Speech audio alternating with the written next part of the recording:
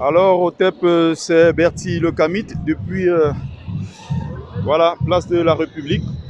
Comme vous pouvez le voir, on est jeudi 19 janvier 2023. On est là pour manifester, n'est-ce pas, contre la réforme des retraites d'Emmanuel Macron. Et ici, c'est la plupart, n'est-ce pas, ce sont des travailleurs, pour la plupart qui se battent, n'est-ce pas, pour leurs droits. Je suis rentré sur le marché de l'emploi en 2017. Ça fait pratiquement 5 ans que je suis rentré dans le marché. Et en seulement 5 ans, j'ai vu les conditions vraiment se dégrader. Et il faut se battre, n'est-ce pas, pour un avenir meilleur, pour les conditions meilleures, pour une retraite normale, digne. Que les retraités ne se trouvent pas, n'est-ce pas, dans des conditions inhumaines à commander quoi que ce soit pour survivre alors qu'ils ont eu à travailler pendant 40 ans, voire plus. Donc c'est une affaire de tous. C'est une affaire de tous. Vous allez voir, il y a un monde fou ici. Il y a un monde fou. Les gens viennent de partout, n'est-ce pas, pour manifester leur colère contre les réformes, n'est-ce pas. Il n'y a pas que celle-ci, hein. Il y a plusieurs autres réformes, n'est-ce pas. Et nous avons le devoir, n'est-ce pas, de nous battre pour laisser un pays propre et acceptable à nos enfants qui viennent derrière. Les conditions ne font que, n'est-ce pas, se compliquer. Et quand on est en France, quand on est dans un pays d'accueil, quand on se respecte proprement, quand on respecte, n'est-ce pas, le pays d'accueil dans lequel on se trouve, on a un seul devoir, n'est-ce pas, qui est celui, n'est-ce pas, de contribuer à l'essor de ce pays. L'obligation même, je dirais, parce qu'on vit dans un pays. Nos enfants sont nés ici. Si on laisse, n'est-ce pas, un pays impropre, un pays dans le désordre, n'est-ce pas, c'est un pays dans lequel nos enfants vivent. Nos enfants sont nés, ils ont grandi ici. Donc, en tant que citoyens, on se bat, n'est-ce pas, pour certains droits, ce qui me semble normal. Ce n'est pas une affaire de seulement, n'est-ce pas, les Blancs. Ce n'est pas qu'une affaire, n'est-ce pas, de Blancs. C'est une affaire également de Blacks, c'est une affaire de beurre. Comme on dit la France, blanc, black, beurre. Je profite de ça pour passer un message. Pourquoi? Parce qu'on a souvent remarqué que quand il s'agit des décisions ou des enjeux, n'est-ce pas, qui engagent la vie de la République, il y a souvent, je ne dis pas qu'il n'y a pas des Noirs, il y a des Noirs, moi-même je suis un Noir d'ailleurs, il y a des Arabes que j'ai vus, mais toujours est-il que quand il s'agit des causes, n'est-ce pas, qui concernent l'avenir du pays, on a l'impression, après je peux me tromper, que ceux qui se mobilisent toujours sont des Blancs. Et pourtant on dit la France c'est blanc, black, beurre, n'est-ce pas? Laissez-moi dans ma naïveté. C'est quelque chose qui est quand même assez dérangeant parce que on a l'impression qu'on vit juste pour un moment. Quand tu poses la question à certains, ils te disent que non, je viens en France, de toute façon la retraite ne va pas me trouver ici, je m'en fous du système, je viens, je puisse et puis je m'en vais. Chez moi en Afrique par exemple développée. Sauf que les mêmes qui te disent qu'ils vont rentrer, ils sont là après 20 ans, ils sont là après 25 ans, ils sont là après 40 ans, ils ne sont finalement jamais rentrés. Ils deviennent papa ici, ils deviennent grand-père ici, mais ils ne se mobilisent pas quand il s'agit de contribuer à l'essor, à l'amélioration des conditions de vie dans le pays où ils se trouvent. C'est souvent ça le problème, c'est-à-dire qu'on vit dans l'entre-soi, on parle mal de la France. De l'autre côté également, on se comporte comme si, on se comporte comme si on était étranger, on était locataire et que d'un moment à l'autre on va partir. Certes, le système aussi qui est pervers d'un autre côté va montrer aux blacks et aux beurres que non, en réalité, même si vous êtes né ici, vous n'êtes pas d'ici, ça reste notre pays, un pays de blancs. Et de l'autre côté, n'est-ce pas, certains se sont comportés comme s'ils étaient véritablement des locataires, alors qu'ils sont en France. Quand tu vis déjà dans un pays 10 ans, 15 ans, 20 ans, 30 ans, 40 ans, mais tu es chez toi, c'est ton pays. Même si à la base, oui, c'est un berceau civilisationnel qui est différent du nôtre, mais il n'en demeure pas moins que nous vivons ici, nous cotisons ici, nous payons les impôts ici. Donc, autant se battre pour améliorer les conditions parce que quand nous allons partir,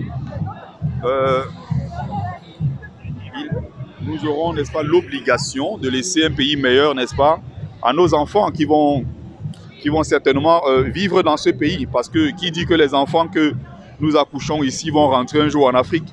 On ne sait pas. Ils sont d'ailleurs très très peu à retourner en Afrique. Et même nous les blédards qui venons nous installer ici, on dit oui, on va retourner, mais on ne retourne jamais. Même ceux qui te disent que oui, la France, j'en ai marre, je suis rentré chez moi en Afrique. Ils sont là-bas, mais ils ont toujours un pied en France. Quand ils tombent malades, ils viennent se soigner en France. Quand ils ont certains soucis, c'est ici qu'ils viennent se cacher pour un temps de répit avant de retourner. Donc il y a cette sorte d'hypocrisie de se dire, nous n'allons nous mobiliser que quand nous avons des problèmes qui concernent notre communauté. Quand on dit il y a peut-être une religion qui est touchée, quand on dit par exemple il y a des Noirs qui sont touchés par telle ou telle cause, là vous allez voir beaucoup plus de Noirs. Si c'est une cause qui concerne, n'est-ce pas, les rebeux, vous allez voir beaucoup plus de rebeux. Mais il y aura toujours des Français, si on peut dire, entre guillemets, Français de souche, qui seront là, n'est-ce pas?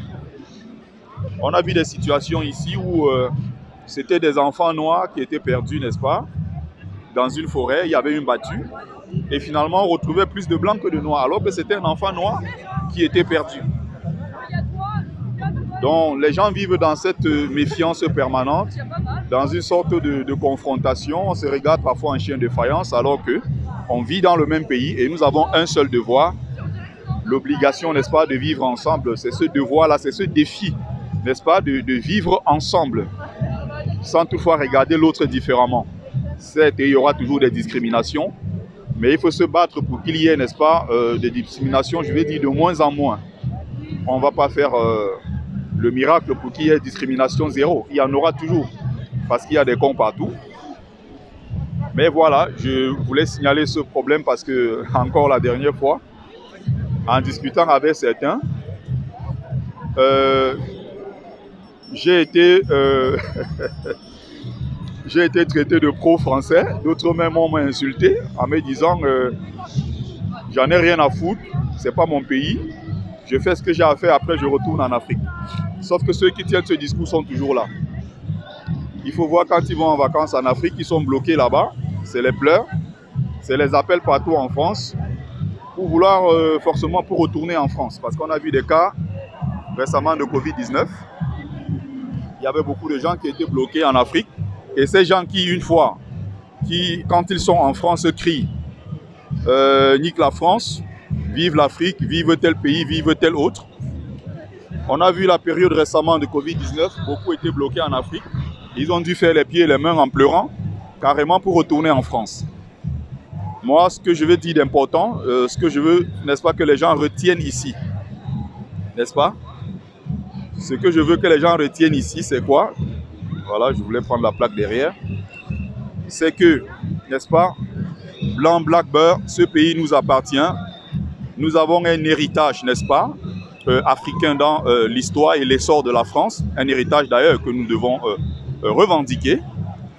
Les Noirs, qu'ils soient des Antilles, qu'ils soient d'Afrique et autres, ont participé, qu'ils soient, n'est-ce pas, d'Afrique au sud du Sahara ou au Maghreb, n'est-ce pas, ils ont participé largement à l'essor de ce pays. Ce pays également, c'est le nôtre. On ne peut pas toujours vivre ici comme si on était des étrangers. On ne peut pas vivre ici comme si on était, n'est-ce pas, des locataires. Donc, mes collègues et certaines personnes avec qui j'ai eu, n'est-ce pas, ces débats, je leur ai posé une question simple. Ils étaient tous incapables de me répondre. Je leur demande, ok, vous êtes en France aujourd'hui, vous avez les journées chômées payées, vous avez, n'est-ce pas, les heures supplémentaires payées, vous avez les jours fériés, vous êtes payés, vous avez des congés payés, n'est-ce pas? Vous avez droit à la retraite, vous avez droit à l'assurance maladie, vous avez droit à beaucoup de choses. Est-ce que vous savez que pour qu'on en arrive là, il y a des gens qui sont morts? Est-ce que vous savez que pour qu'on en arrive là, il y a des gens qui ont donné leur vie? Je veux dire, il y a des gens qui ont peut-être perdu un membre, qui ont été éborgnés, d'autres qui sont handicapés aujourd'hui, qui se sont battus pour qu'on puisse avoir ces droits. comme le droit des femmes, n'est-ce pas, le droit au vote. Les gens se sont battus dans ce pays pour qu'il y ait ces droits-là. Alors nous, je ne parle pas de tout le monde, hein. Il y a ceux qui viennent d'Afrique, blanc, black, beurre, tout ce que vous voulez, black, beurre, qui sont impliqués, n'est-ce pas, dans ce processus, qui prennent le pays comme vraiment leur pays, qui prennent ce pays comme le leur, et qui se battent tous les jours. Et voilà, c'est mon devoir ici de rappeler que on est là, on est dans un système, on est dans un engrenage. Et moi, je suis content tous les jours quand je me lève pour travailler en France. Parce que je suis également arrivé ici dans des conditions où j'ai été soigné gratuitement. J'ai profité de certaines choses en France quand je suis arrivé. Je ne suis pas certes aux allocations. Moi, je travaille depuis 2017 en plein temps. Je n'ai jamais arrêté de travailler. Je n'ai jamais profité, n'est-ce pas, du système d'allocation ou quoi que ce soit.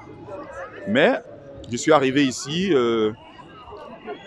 en tant qu'immigrant. Après 3 mois, j'ai eu ce qu'on appelle l'aide médicale d'État. Et tout cela, n'est-ce pas, c'est... Certes, il y a une bonne partie, on va dire, oui, voler en Afrique, la France-Afrique, ça, on le sait, n'est-ce pas? Mais il y a ce système-là qui est mis en place en France qui permet aux gens qui arrivent nouvellement de se soigner dignement. Donc, s'ils ont mis ce système en place, c'est parce que justement, en dehors de tout ce qui est, n'est-ce pas, rapine à l'étranger, tout ce que vous voulez, il y a, n'est-ce pas, ceux en France qui se lèvent à 5 heures pour bosser, pour qu'il y ait ce système-là. Donc, une fois moi dans le système, quand les gens également, quand je cotise, je suis content de cotiser parce que quand je n'étais pas dans le système de travail, également les gens se sont battus, les gens ont cotisé pour que je puisse avoir droit à un certain nombre de choses.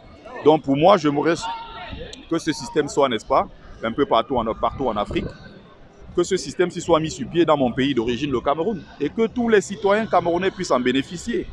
Ce n'est pas si compliqué que cela. Tu travailles, tu te bats, les autres derrière certainement vont en profiter, mais le jour où si tu rentres dans le système, tu cotises pour les autres. Ce système de solidarité-là, d'ailleurs, ce n'est pas un hasard si la France a le meilleur système, le meilleur système social au monde. Je dis bien, dans tout le monde entier, il n'y a pas un système social mieux que celui que nous avons ici en France. Et il faut se battre pour le maintenir parce que les dirigeants successifs se sont battus pour le dégrader, pour dégrader ce système. Il faut se battre. Donc on est là, certainement parce qu'il y a eu des gens avant nous. On profite de certaines choses, c'est parce qu'il y a eu des gens avant nous. Donc il ne faut pas être dans le discours de ceux qui sont en France, qui vivent avec un pied dedans, un pied dehors, alors que finalement, ils sont toujours en France, ils ne sont jamais rentrés, ils ne sont jamais partis. Même quand ils vont pour 2 mois, 1 mois, ils reviennent. Mais chaque jour, on vit ici, on crache et on méprise la France. C'est notre pays également. Je l'ai expliqué tout à l'heure. Voilà, donc, c'était le petit message que je voulais passer depuis Place de la République. Je vois que le cortège est déjà en train de partir. Le cortège s'apprête à partir. Voilà, il faut que je m'y mette. Voilà, donc merci à vous qui avez pris le temps de regarder, n'est-ce pas, cette courte vidéo. Salut, partagez-la massivement. Voilà, on se mobilise comme on peut, c'est ici. Place de la République. Salut, c'était votre frère Bertie Le Camite.